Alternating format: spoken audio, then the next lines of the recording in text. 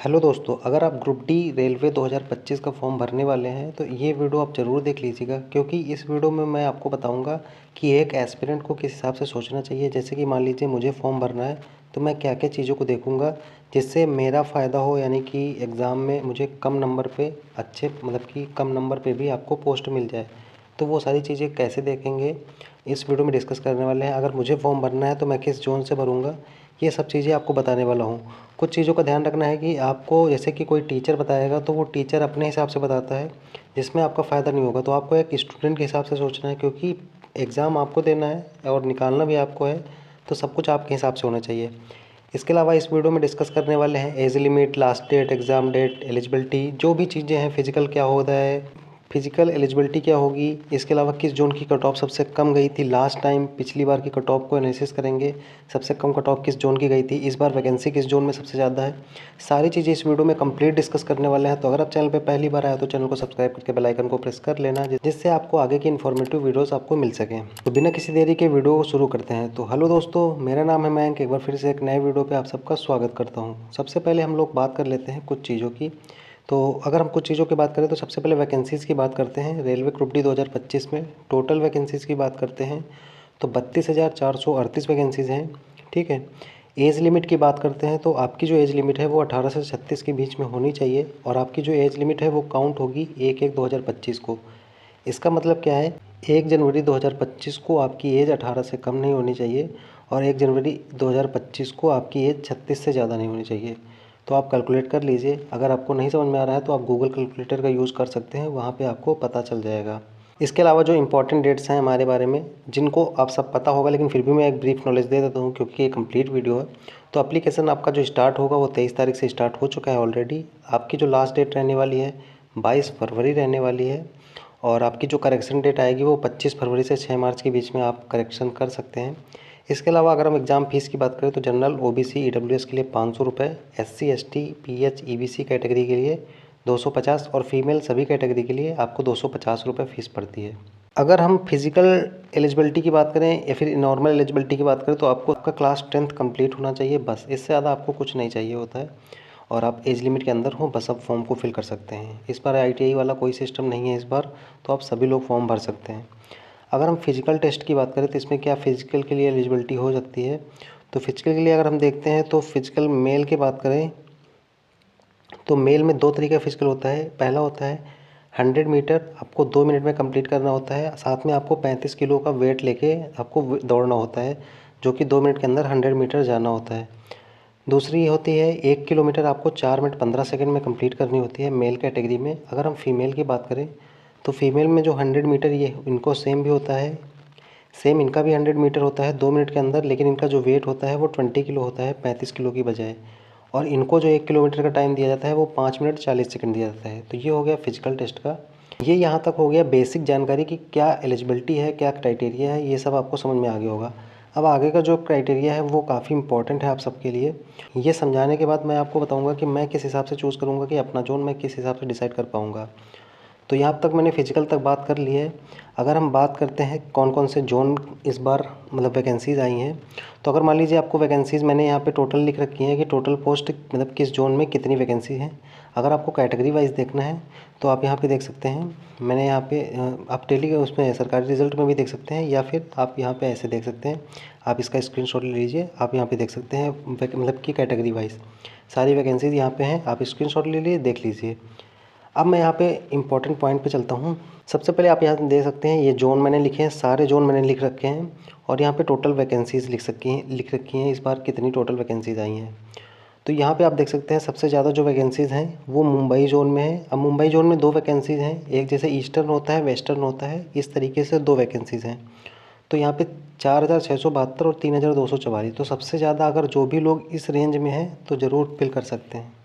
इसके अलावा अगर हम नेक्स्ट बात करते हैं जो वैकेंसीज़ हैं वो है आपकी दिल्ली जोन में। दिल्ली जोन में 4,785 वैकेंसीज़ हैं, जो कि काफ़ी अच्छी वैकेंसीज़ हैं अगर हम इस बार के हिसाब से बात करें। इसके अलावा जब इसके बाद नेक्स्ट बात करते हैं तो आपकी आएंगी चेन्नई की वैकेंसी 2694। इसके बाद आपकी आएंगी 2048, यहाँ पे आएंगी कोलकाता की। इसके कोलकाता के बाद आपकी जो वैकेंसीज आएंगी वो आएंगी प्रयागराज की 2020। और फिर उसके बाद आप यहाँ पे क्रम से देख सकते हैं, सिकंदराबाद की हैं, फिर उसके बाद बिलासपुर की हैं, फिर उसके बाद हाजीपुर की हैं।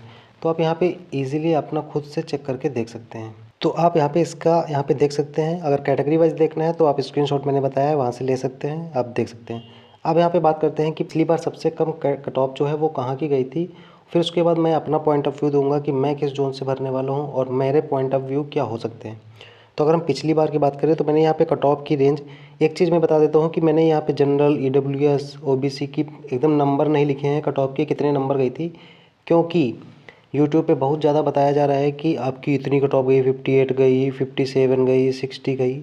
इन सब का देखने का कोई मतलब नहीं है। क्यों नहीं है इसका मैं रीज़न आपको बता देता हूँ। इन सब का देखने का कोई मतलब ये नहीं है, क्योंकि आपकी जो वैकेंसीज़ है वो 2019 में आई थी और तब जो आपकी वैकेंसीज़ थी 1 लाख प्लस थी, यानी 1,05,000 कुछ वैकेंसी थी और अभी सिर्फ आपकी 32,000 है।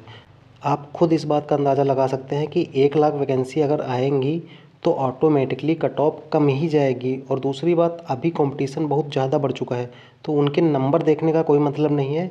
सिर्फ आप ये देख लें कि किस कैटेगरी की, मतलब कहाँ की कट ऑफ सबसे कम गई है। तो मैंने वो आपका जो काम है वो आसान कर दिया है, मैंने यहाँ पे लिख रखा है।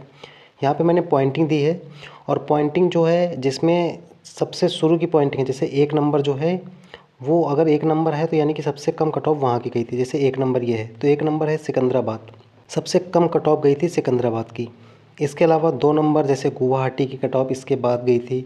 इसके बाद चेन्नई की कट ऑफ, फिर 4 नंबर बिलासपुर की कट ऑफ, फिर 5 नंबर, 5 और 6 मुंबई जोन की गई थी, जो ईस्टर्न और मतलब कि ईस्टर्न और वेस्टर्न दो हैं, तो 5 और 6 नंबर पे इनकी। 7 नंबर पे जबलपुर, 8 नंबर पे हुबली, 9 नंबर पे, जैसे ही आपका पॉइंट क्रम बढ़ता जाएगा वहाँ की कट ऑफ हाई होती चली जाएगी। 9 number Bhubaneswar, 10 number Prayagraj, 11 number Jaipur, 12 number Hajipur, 13 number Kolkata और 14 नंबर गोरखपुर, 15 नंबर दिल्ली। तो दिल्ली की कट ऑफ सबसे ज़्यादा गई थी। तो इतना आपको समझ में आ गया होगा। यहाँ से मैंने सिर्फ ये आइडिया देने की कोशिश की है कि किस जोन की कट ऑफ कम गई थी, किस जोन की ज़्यादा गई थी। नंबर देखने का आपका कोई लॉजिक नहीं है। अगर आपको कोई दिखा रहा है या फिर आप देख रहे हैं या फिर ढूंढ रहे हैं तो इसका कोई लॉजिक नहीं है। उसका रीज़न मैंने बता दिया कि वैकेंसी बहुत ज़्यादा थी, 3 गुना से भी ज़्यादा थी और इस बार वैकेंसी बहुत कम है, तो उसका कोई लॉजिक नहीं बनता है। सिर्फ आप ये देख सकते हैं कि कट ऑफ किस जोन की कम गई थी। तो ये आपको यहाँ तक पता चल गया होगा। अब मैं अपना पॉइंट ऑफ व्यू देने वाला हूँ कि मैं किस जोन से भर सकता हूँ, भरने वाला हूँ, और क्या आपको सोचना चाहिए आप किस जोन से भर सकते हैं। तो अगर आप यहाँ तक आए हैं तो वीडियो को लाइक ज़रूर कर दीजिएगा। चैनल पे पहली बार हो तो सब्सक्राइब कर लेना, क्योंकि ऐसे ही इन्फॉर्मेटिव वीडियोस आपको यहाँ पे मिलती रहती हैं।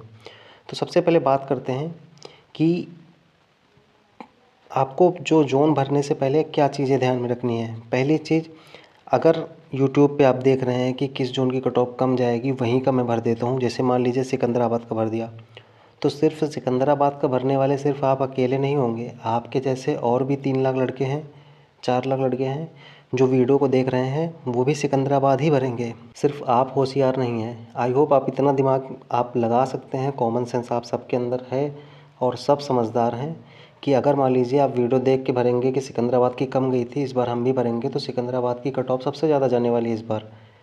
आई होप आप समझ रहे होंगे क्या कहने की मैं कोशिश कर रहा हूँ। तो सिकंदराबाद, बिलासपुर, ऐसे जो भी 4-5 जोन हैं, सबसे कम तो वैसे भी सिकंदराबाद की जाएगी। फिर उसके बाद गुवाहाटी की जाती थी, जाएगी नहीं, मैं ये नहीं कह रहा हूँ कि जाएगी, क्योंकि सिकंदराबाद, गुवाहाटी, इसके बाद चेन्नई, इनकी कट ऑफ कम गई थी। तो इस बार बहुत सारे बच्चे वहाँ से फॉर्म भरेंगे, जाहिर सी बात है बिल्कुल भरेंगे, लाखों में एक्स्ट्रा फॉर्म आएंगे वहाँ पे। तो वहाँ की कट ऑफ इस बार पक्का ज़्यादा जाने वाली है। तो क्या मैं फॉर्म ही ना भरूँ, आपके मन में ये क्वेश्चन आएगा। तो नहीं, इसका जवाब जो है सिंपल सा है कि पहली चीज़ आपको ये भी पता होगा कि अगर ग्रुप डी में आपका सिलेक्शन होता है, मान लीजिए आपका सिलेक्शन हो गया और अगर आप यूपी के हैं और आपको मिल गया चेन्नई, तो आपको चेन्नई में ही रहना पड़ेगा और चेन्नई में ही आप काम करेंगे। तो ये मान के चलिए आपको बहुत ज़्यादा दिक्कत आएगी। अभी आपको लग रहा है सिर्फ जॉब मिल जाए, लेकिन बाद में बहुत ज़्यादा दिक्कत आएगी। तो उससे अच्छा है, अगर मेरा पॉइंट ऑफ व्यू माने, मेरा ओपिनियन माने, तो अपने ही जोन से भरें, यानी कि जो आपके नज़दीक जोन है वहाँ से भरें। जैसे कि मेरे नज़दीक है प्रयागराज, तो मैं प्रयागराज से ही भरूँगा। थोड़ी कट ऑफ भले ज़्यादा जाए, अगर हो गया तो अच्छी बात है, नहीं हुआ तो भी अच्छी बात है, प्रयागराज से ही भरूँगा।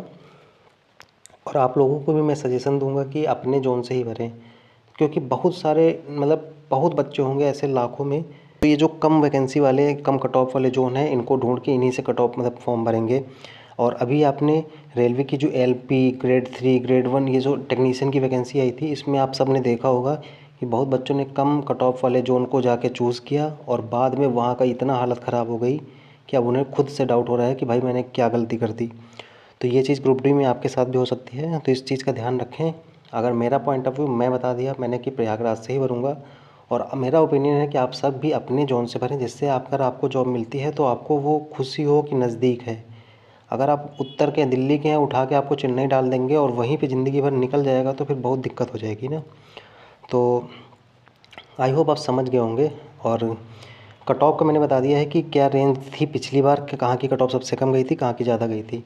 अब वो अपने हिसाब से आप डिसाइड कर सकते हैं, क्योंकि आपके ऊपर पूरी आज़ादी है, आप फिल कर सकते हैं कहाँ से भी फिल करें, वो आपके ऊपर डिपेंड करता है। लेकिन मैंने बता दिया कि आप अगर नज़दीकी ज़ोन से भरेंगे तो आपके लिए ज़्यादा बेनिफिट होगा। तो फ़िलहाल मैंने सब कुछ बता दिया है। इसके अलावा कोई डाउट रहता है तो कमेंट बॉक्स में ज़रूर पूछ सकते हैं। मिलते हैं किसी नेक्स्ट वीडियो पे, तब तक के लिए जय हिंद।